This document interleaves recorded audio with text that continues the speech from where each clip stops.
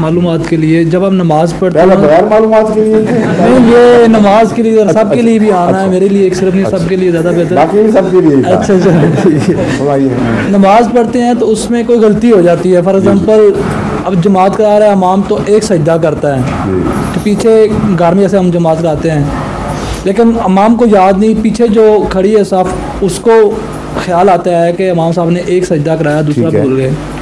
جب ہم سلام پھیر چکے تو اس کے بعد پیچھے سے کہا کہ آپ نے ایک سجدہ کیا تھا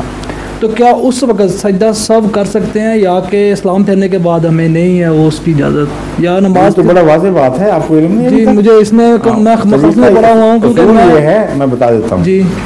اصول یہ ہے کہ اگر غلطی ایسی چیز میں ہو جو رکن نہ ہو تو صرف سجدہ صاحب کرنا چاہیے اور سلام پھیرنے کے بعد جب بتایا جائے تو امام کا فرض ہے کہ سجدہ صاحب کرے اور مقتدی اس کے ساتھ سجدے میں چلے جائیں اگر رکن رہ گیا ہو تو رکن بھی پڑھا جائے گا اور سجدہ صاحب بھی کیا جائے گا سجدہ صاحب کئی قسم کے ہیں ایک نے 4 کی بجائے 5 رکعتیں پڑھ دی ہیں جی وہ رکعت جو پڑھی یہ انڈو تو نہیں کر سکتا اس کو جی وہ صرف سجدہ صاحب کرے گا ایک نے 4 کی بجائے 3 پڑھی ہیں تو وہ ایک رکعت بھی پڑھے گا اور سجدہ صاحب بھی کرے گا اگر ایک سجدہ کیا ہے تو دوسرا سجدہ بھی کرے گا اور سجدہ صاحب کے 2 سجدے بھی کرے گا